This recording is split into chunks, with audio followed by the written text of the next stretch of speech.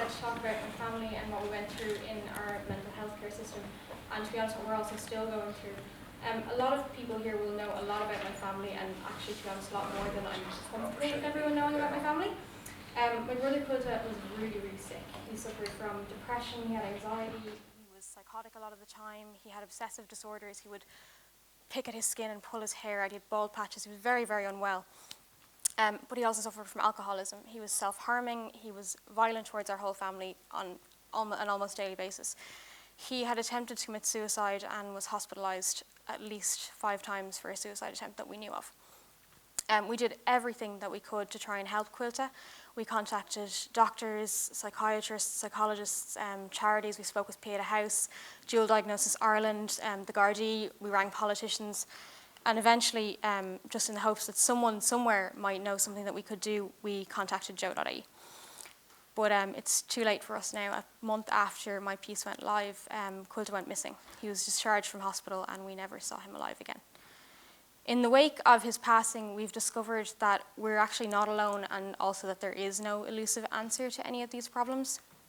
Families up and down the country are in crisis.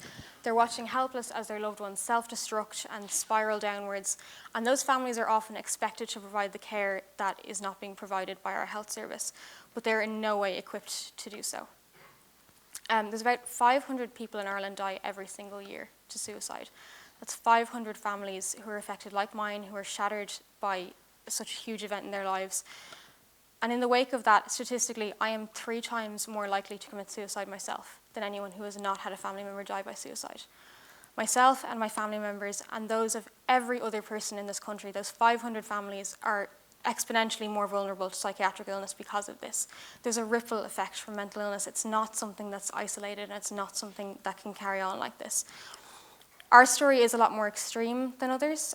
My brother, his case was really complicated and his illness ran unchecked for an awfully long time. But there's no one here that can deny that our mental health care system is completely inadequate. It's underfunded, and suicide is the single greatest killer of young men in this country. That is not acceptable. More often than not, the burden of the shortfall of our healthcare system in physical and mental illness falls to families, but in our case, we were kept entirely in the dark about Quilta's needs, and that's the same from so many people who have spoken to me since.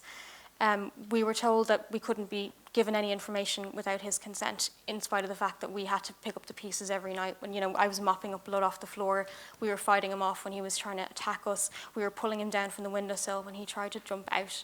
And this was constant. This was our normal. And there's a problem when things which are important, like patient confidentiality and like the right to decide what treatment is right for you, are placed above your safety and above the best interests of the patient. Every time the Quilta was hospitalised, he was sent back home.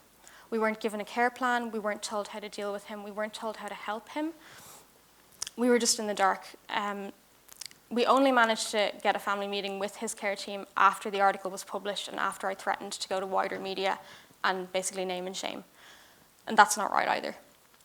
Emergency services were a really common fixture in our home. My dad died at the end of 2014 really suddenly. He had a heart attack while he was abroad on holidays. And the grief and the shock of that just made Quilta's illness so much worse. He started to scream that he had killed Dad, and this was a recurring thing, that he believed he had caused my father's death. But he also believed that there were Russian spies after him. He knocked on my door one night asking for the Australian man. He would see dragons flying through the house. After my brother went missing, I spoke to the sergeant in charge of the search, and he was really angry because as far as he was concerned, Quilta was out of harm's way because a Garda doctor had committed him for his own safety 2 days beforehand. The last people to see Quilta alive were the medical professionals in the hospital who decided he was not a risk to himself and discharged him. His situation was really complicated as well by his dual diagnosis. His alcoholism made his really complex array of conditions much, much worse. They were more serious and they were much harder to treat. So those rare times that he would agree to accept any treatment, they had no hope of working. Medication couldn't work with all the alcohol in his system. Talking therapies couldn't work. But he was self-medicating, and it's not surprising because of the way that our culture operates and the way we glorify alcohol and the drinking culture that we have. But across the country, addiction and mental illness are treated as really separate things, even though they're almost always interlinked, and it's just not sustainable. We toast our victories and we drown our sorrows, and it's not surprising then that a hobby can become a habit, because alcohol dulls kind of the sharp edges of life. If you've ever come home after a really long day and reached straight for a glass of wine, you'll know exactly what that means. And God help you if you fall into that vicious cycle, because our health service won't. Unfortunately, though, you are expected to help yourself. If you want to gain access to psychiatric treatment in Ireland, and in particular inpatient treatment, you have to be sober.